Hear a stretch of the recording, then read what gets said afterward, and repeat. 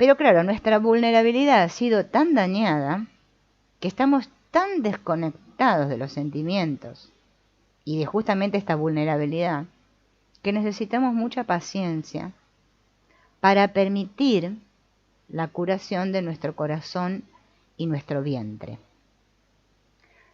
Se sana en una atmósfera de amor, aceptación y compromiso para que esos sentimientos puedan regresar gradualmente. Tenemos que aprender a sentir sin miedo, ¿no? Sin escapar. Gran parte de nuestro viaje consiste en llegar a este punto donde podemos saber lo que estamos sintiendo cada instante y aprender a expresar esos sentimientos en el momento adecuado. Este viaje nos lleva a través de nuestra capa de sentimientos, reconectándonos con nuestra vulnerabilidad, nuestra confianza, nuestra inocencia, ¿no? Peregrinando a través de los miedos y el dolor de este niño herido. Tenemos que aprender a reconocer lo que sucede. No importa si nos estamos protegiendo o estamos sintiendo, si estamos actuando o nos encontramos en nuestra energía, si estamos centrados o reactivos, cerrados o abiertos. Lo importante es conectar, intimar con nosotros mismos, porque cada reacción, cada estado tiene una razón. Sin presión y sin juicio, vamos a sanar todos esos sentimientos enterrados cuando afloren a la superficie. Bien. Esta curación implica dejar al descubierto material reprimido en nuestro inconsciente para redescubrir nuestra pérdida de vitalidad. Implica ponernos en contacto con este amor perdido por nosotros mismos y este anhelo de ser. Es importante, entonces, permitirnos, por eso vieron que todos hablan de esto de dar permiso, es que nosotros no nos damos permiso para ser. Este viaje comienza con la investigación de la conciencia de nuestro niño interior, porque estos son los cimientos, ¿no?, de la curación y del regreso a casa. La inocencia infantil, la confianza, la espontaneidad con la que todos nacimos está cubierta debido a todos los traumas que fuimos sufriendo. Y ahora lo que encontramos cuando nos dirigimos dentro, cuando vamos hacia esa vulnerabilidad, es un núcleo de miedo, un mundo de miedos muy, muy profundo, de pánico, incluso terror. Y para poder sobrevivir, aprendimos ya desde una edad muy temprana a compensar, encontrar formas de compensar estos miedos. Pero por mucho que yo intenté compensar, eso no hizo desaparecer los miedos, sino que lo que logró es que se asentaran más profundamente en el inconsciente, o sea, enterrarlos aún más. Nuestro niño interior herido tiene una mente propia que funciona de forma totalmente independiente de la de nuestro adulto compensado. Él o ella viven en su propio mundo, un mundo basado en experiencias y recuerdos del lejano pasado, que son aún muy vívidos y afectan de manera importante, mi presente. En el fondo de la conciencia de nuestro niño herido, existe el miedo no reconocido ni aceptado. Y el miedo en sí no es el problema. Lo que es el problema es nuestra falta de conciencia y aceptación de ese miedo, lo que nos causa problemas. Porque saboteamos nuestra autoestima, nuestras relaciones, porque escondido en nuestro inconsciente hay un niño que ha perdido la confianza en sí mismo y en los demás. Por eso es normal en este mundo, ¿no?, que todos sintamos desconfianza de todo el mundo. Bueno, ya sabemos de dónde viene. Bien. Un niño que está profundamente asustado y hambriento de amor.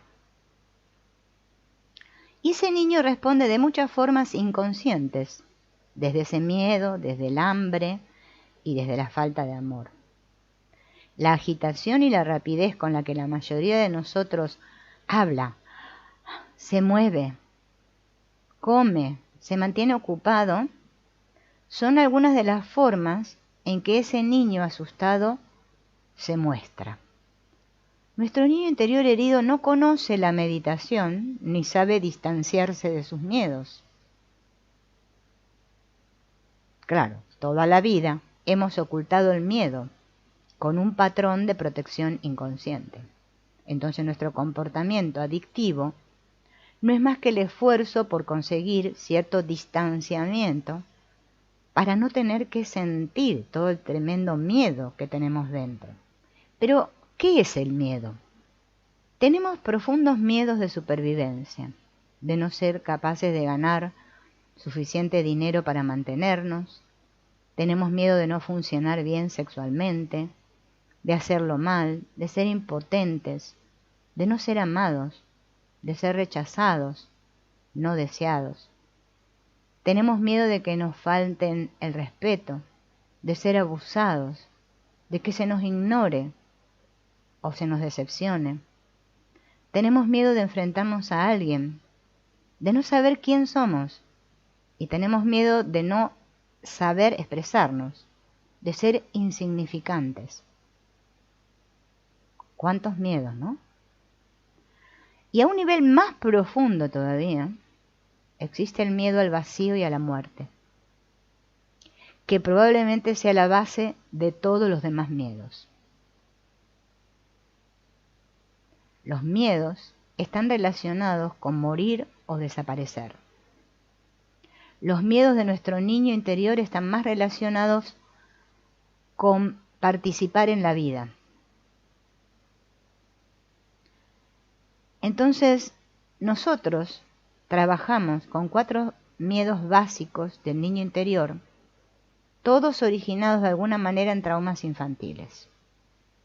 ¿Cuáles son los 4 grandes miedos del niño interior herido? Estamos como en un trance de aguante, hipnotizados, sin darnos cuenta de todo el dolor interno que estamos escondiendo. Mientras nos mantengamos en ese estado de trance, nos estamos engañando a nosotros mismos, haciéndonos creer que es menos doloroso negar el miedo que permitir que salga a la superficie. Porque el miedo nos hace que justamente cada vez nos aislemos más, porque estamos desconectados de nuestro sentir. Y vivimos en modo supervivencia, como le llama Gurdjieff, el hombre máquina o el hombre mecánico.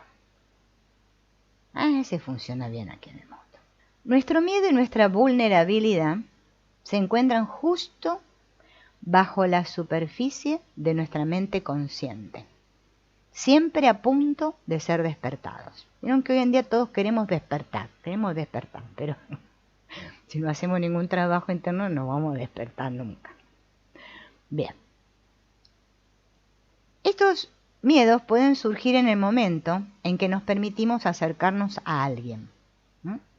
Cuando tenemos que correr un riesgo, cuando tenemos que expresarnos o tenemos que exponernos. ¿Bien? También pueden aparecer cuando hacemos algo que nos aleja de lo que es muy seguro y conocido para nosotros, ¿no? En la intimidad es el lugar más común donde tenemos que enfrentarnos con nuestro niño aterrado, y ese es el motivo de que la evitemos. Si vivimos en nuestro capullo, protegido, y nunca lanzamos nuestra energía, ni corremos el riesgo de penetrar en lo desconocido, puede que nunca tengamos que enfrentarnos al enorme miedo que llevamos enterrado dentro, pero nos vamos a hundir en el aburrimiento, la frustración y la depresión. Es necesario tomar conciencia para salir de la negación. Pero, ¿de dónde proviene el miedo? Probablemente hemos nacido con el miedo.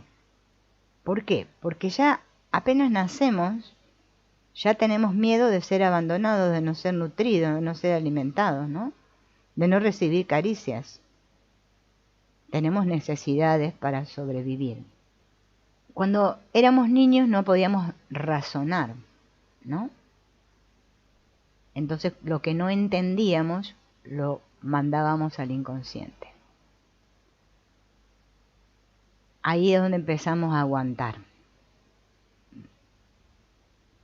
Sentimos todos de niños que nuestra vulnerabilidad y nuestra inocencia fueron traicionadas. Estas cualidades que necesitamos para justamente trabajar con nuestro niño interior no las tiene. Entonces tenemos que atraer esas cualidades para poder sanarlo. El primer paso para sanar es aceptar el miedo. En que escapamos del miedo, fingiendo que no existe, bloqueándolo con compensaciones, sintiéndonos víctimas, impacientándonos y enfadándonos con la existencia o con cualquier persona cercana por tener que sentir ese miedo y pánico, distanciándonos, juzgándolo, regresando de forma inconsciente e intentando que otra persona se haga cargo de nuestro niño aterrado. Esas son todas las maneras en que escapamos del miedo. ¿Por qué? Porque si yo me hago consciente de mis miedos, tengo miedo que mis miedos me controlen y dirijan mi vida. Por eso escapo de los miedos. Ejercicio. Explorar los miedos del niño herido. Primero, revisar los 4 miedos básicos, que los voy a volver a nombrar, que los dije al principio, ¿no? Presión y expectativa. Bien. Reacciona y dice, decimos ahora de grandes, ¿no? Yo no merezco esto. Qué injusta la vida conmigo. Es que es nuestro niño que está herido, ¿no? Es la parte de la exigencia. Nuestra reacción y exigencia están basadas en el miedo, centradas en la supervivencia, cargadas con la seguridad de que debemos actuar con urgencia para conseguir lo que necesitamos. Sin ello, no voy a poder salir adelante, porque el niño aterrado vive en un caos mental de competencia y lucha.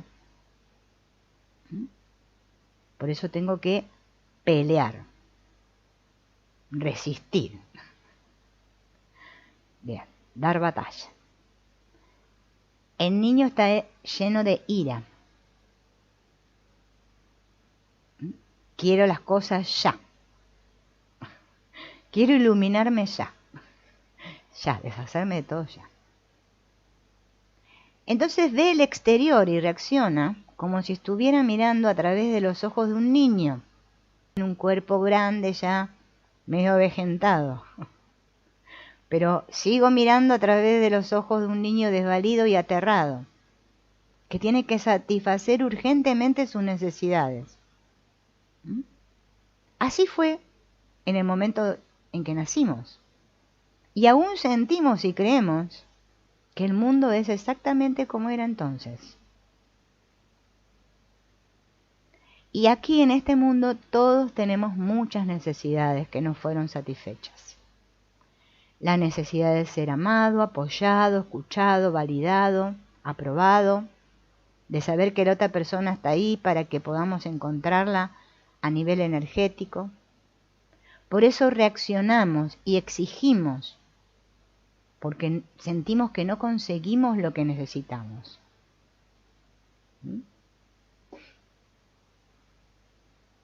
El niño interno entra en pánico. Pero en lugar de comunicar ese pánico, reacciona. Bien. Voy a contar este caso que cuenta acá el autor porque viene al caso. En una sesión de pareja, tenía muchos problemas en su vida sentimental. Ella se quejaba de que él era insensible y atropellador. Y él se quejaba de que se sentía controlado cuando ella le recordaba cómo debía ser. No conseguían escucharse el uno al otro, no podían penetrar en el conflicto, porque, sin una comprensión de lo que sucedía, lo único que podían ver era que el otro era una amenaza para su niño interior. Para conseguir avanzar un poco en estas situaciones, tenemos que aprender a conocer, a familiarizarnos con nuestra agresividad y nuestra exigencia. ¿Qué miedos se encuentran detrás de nuestras exigencias y expectativas, detrás de nuestras reacciones? ¿Qué estamos sintiendo? ¿Qué estamos deseando? Nosotros no nos tomamos el tiempo para hacernos estas preguntas. Simplemente reaccionamos. Como nuestra confianza ha sido dañada de forma tan profunda, a todos nos ha sucedido. Ahí se reconectó. Ahí reconectó de vuelta. Acá abajo hay restablecer. Bueno, ahora cualquier cosa ya sé que acá tengo que tocar. Bien, volvamos a lo que estábamos con este asunto del programa. Bien, entonces, ya de niños aprendimos esto, que afuera ahí no había nadie, excepto nosotros mismos, que se ocupara de nuestras necesidades más profundas. Entonces nos convertimos en el protector alerta de nuestro niño aterrado. Y aprendimos, con nuestra atención y nuestros sentidos enfocados hacia afuera, a controlar y manipular nuestro entorno de la mejor manera posible para mantener podemos hacer el papel de víctimas, controlando a los demás, al hacerles sentirse arrepentidos y culpables de lo que nos han hecho. O podemos hacer el papel de tiranos y abrumar y controlar a los demás por medio del miedo. Este niño aterrado se comporta como lo haría cualquier niño para conseguir lo que quiere. Reacciona como un niño cuando no consigue lo que quiere. Nada más que ahora tiene la mente sofisticada de un adulto y se puede llegar a transformar en un monstruo. Esperamos llegar tarde sin consideración, sin importarme haber tenido que hacer esperar a alguien, sacarle la comida del plato al otro, esperar a que los demás paguen nuestros gastos o no pagar nuestras deudas, o dejar todo desordenado esperando que otra persona venga a ordenarlo. Todo eso nace de nuestras exigencias. Y nos quejamos de que las cosas no son como quisiéramos, pero no estamos dispuestos a aceptar la responsabilidad de cambiarlas. Nos sentimos irritados cuando algo es demasiado difícil y dejamos que los demás hagan el trabajo. Y luego los culpamos porque las cosas no salen como queríamos. Esto sirve para encubrir los profundos miedos y la vulnerabilidad que tenemos dentro. Estamos llenos de resentimiento porque no se han satisfecho nuestras necesidades. Entonces nos sentimos enfadados y decepcionados. Cuando por cualquier motivo no se cumplen nuestras expectativas. Y en ese momento de decepción nos sentimos abandonados. Y ello desencadena todas las decepciones que sentimos de niños cuando no se nos amó, comprendió, aceptó, aprobó. Pero en lugar de sentir ese dolor, seguimos reaccionando y culpando al otro. La causa de nuestras reacciones y exigencias es el rechazo a sentir el miedo y el dolor de la decepción con respecto a nuestras expectativas. Por eso vieron, está muy de moda, bueno, no sé si hoy en día, pero bueno, o hace mucho, qué sé yo, esto de, tiene baja tolerancia a la frustración. Yo creo que todos tenemos baja tolerancia a la frustración. Pero bueno, es más fácil ver la paja en el ojo ajeno, ¿no?, que la viga en el de uno. Cuando comenzamos una relación, nunca tenemos la menor idea de lo que nos espera en el futuro. Conocemos a alguien, nos enamoramos, pero debajo se está cocinando un drama completamente diferente a lo que se muestra acá en la superficie. Bien. Todos tenemos una canasta, una bolsa, una caja en la que hemos guardado todas las necesidades que nos fueron satisfechas en la infancia. Y esta canasta o caja o bolsa la hemos guardado en el fondo del sótano. Y ¡puf!, me olvidé. Puede que ya ni siquiera sepamos lo que es una necesidad, pero al estar enamorados empezamos a tener recuerdos de esta canasta.